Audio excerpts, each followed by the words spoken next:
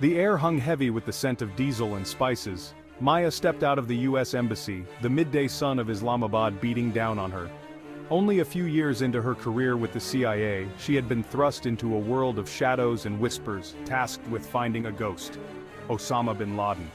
The weight of the responsibility, the enormity of the task ahead, pressed down on her, a constant, suffocating pressure. My days are spent huddled over blurry satellite images, intercepted communications reduced to fragmented whispers, and piecing together the tiniest threads of information. The hunt for bin Laden consumes me, fueled by the memory of the towers falling, the lives lost, the world forever changed. Every dead end, every false lead, only strengthens my resolve. I won't rest, can't rest, until he is brought to justice. The CIA had shifted its focus to Pakistan, hoping that bin Laden was hiding somewhere within its borders. Maya knew the next few years would be a grueling test of patience, determination, and courage. But fear had no place in her heart, not while a monster walked free. She was ready to confront the darkness, to stare into the abyss, if that's what it took to find him. The world was counting on her, and she wouldn't fail. The world of intelligence gathering was a murky one, shrouded in secrecy and fraught with danger. Every corner held a potential threat, every shadow a possible enemy. The stakes were high, and the margin for error was non-existent. Maya found herself navigating a labyrinth of half-truths, navigating a world where deception was a weapon and trust a luxury she couldn't afford. Each day was a new challenge, a new puzzle to solve, and the weight of her responsibilities bore down on her shoulders. She worked tirelessly, relentlessly, her only companions the faint hum of fluorescent lights and the ghosts of those lost on that terrible September day. The memories of the fallen fueled her determination, driving her to push beyond her limits. Black sites shrouded in secrecy have become my new reality. These hidden locations, far from prying eyes, are where the most sensitive operations take place. The isolation is suffocating but necessary for the work we do. The interrogation rooms, cold and sterile, echo with the weight of untold stories. Each session is a battle of wills, a test of endurance, and the stakes couldn't be higher. The truth is a precious commodity, and we go to great lengths to uncover it. I watch, listen, and learn, my stomach churning as I witness the brutal methods employed to extract information. The ethical lines blur, and I am left questioning the cost of our pursuit. Every piece of intel, no matter how small, could be the key to unraveling bin Laden's network. The smallest detail, the faintest whisper, could lead us to our target. The pressure is immense, but we cannot afford to miss a single clue.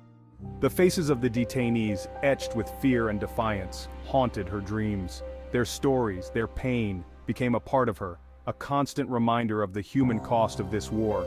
She understood the necessity, the desperate need for information, but the human cost weighed heavily on her soul. The burden of her choices, the lives affected by her actions, were a constant source of inner turmoil. The line between right and wrong blurred in the pursuit of a greater good, leaving her feeling lost and morally compromised.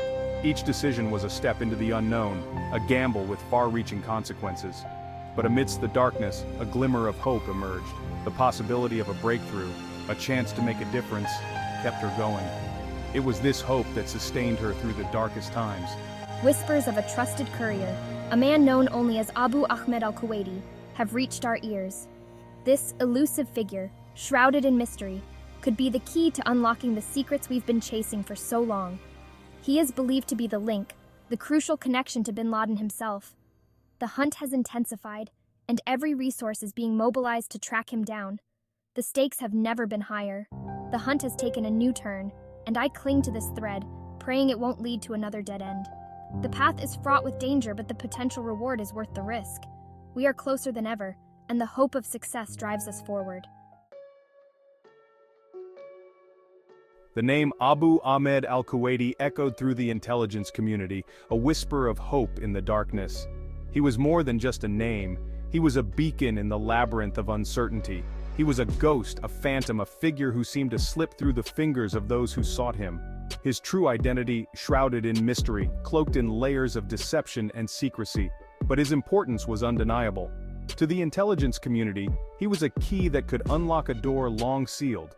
He was believed to be bin Laden's most trusted confidant, the one who knew his hiding places and his plans, the keeper of his secrets, the one person who could lead them to the elusive terrorist leader.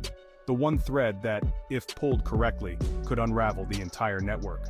I pore over every scrap of information we have on Abu Ahmed. His movements are erratic, unpredictable, his communication methods sophisticated and secure, designed to evade even the most advanced surveillance.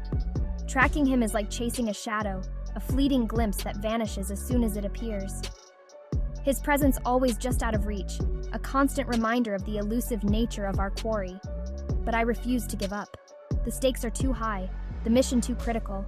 I spend countless hours analyzing data, scrutinizing intercepted messages, looking for patterns, for any clue that could lead us to him. Searching for any thread, no matter how thin, that could unravel the mystery of his whereabouts. The pressure was immense. The weight of expectation hung heavy in the air. The CIA had invested years and countless resources in the hunt for bin Laden. Every lead, every clue, was a step closer to justice. Abu Ahmed was their best lead, perhaps their only lead, the linchpin in a complex web of intelligence. Failure was not an option. The stakes were too high, the cost of failure too great. Maya felt the weight of expectation on her shoulders, the burden of responsibility, but she refused to let it break her. She drew strength from the mission, from the faces of those who had suffered. I draw strength from the memory of the victims, their faces a constant reminder of the importance of my mission. Their faces, etched in my memory, fuel my determination. They are the reason I will not give up. As months turn into years, the trail seems to run cold. The passage of time a cruel reminder of the elusive nature of our target. Doubt creeps in, whispering insidious doubts in my ear. The fear of failure, the fear of never finding him. Am I chasing a phantom? Is this a wild goose chase, a futile endeavor? Has bin Laden truly vanished into thin air? Has he slipped through our fingers for good?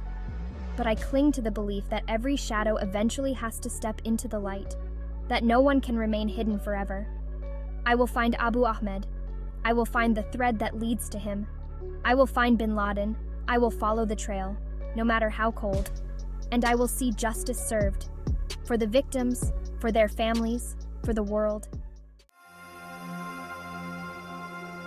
Section 4, Camp Chapman. The blast ripped through the air, a deafening roar that shook me to my core.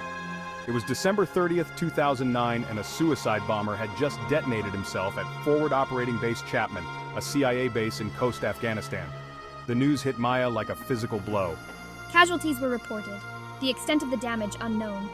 Panic surged through her as she frantically tried to make contact with her colleagues stationed at Chapman. Among them was Jessica, a close friend and fellow analyst, who had been working on a lead related to Abu Ahmed. Hours crawled by, each one an eternity before the dreadful news arrived. Jessica was gone. Grief washed over me, a tidal wave of sorrow and anger. Jessica, vibrant and full of life, was gone. Another victim in our seemingly endless war on terror. The loss cut deep, a stark reminder of the very real dangers we faced in our pursuit of justice. The attack on Camp Chapman sent shockwaves through the intelligence community. It was a devastating blow, a stark reminder of the enemy's reach and ruthlessness. But amidst the grief and anger, there was also a steely resolve. We would not be deterred. We would honor Jessica's memory by finishing what we started. We would find bin Laden.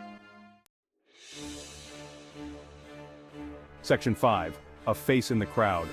Years of painstaking work, countless dead ends, and the ever-present threat of danger had taken their toll. The weight of the mission was heavy, and the stakes were higher than ever.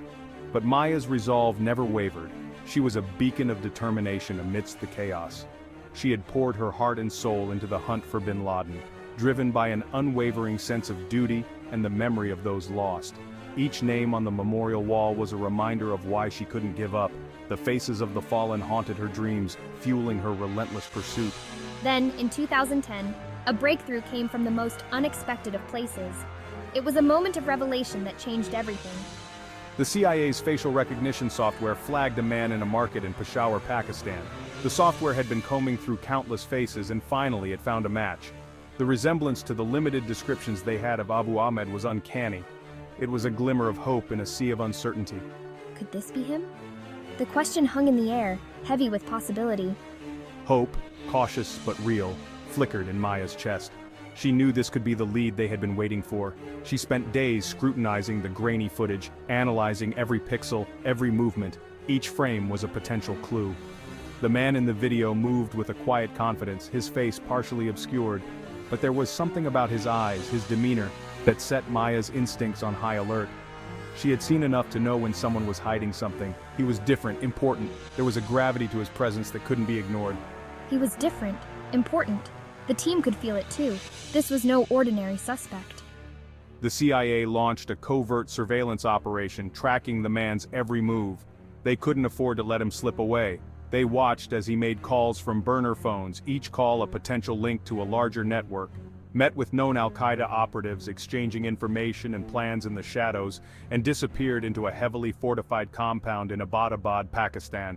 The compound was unlike anything they had seen before. The location was unusual, $1 million property in a quiet military town, far from the tribal areas where we expected bin Laden to be hiding. It was a place that screamed secrecy. Could this be it? The question echoed in the minds of everyone involved. Could they finally be closing in on their target after all these years? The possibility was both thrilling and terrifying. The tension was palpable, a mixture of anticipation and dread. Every second counted, and every decision could mean the difference between success and failure.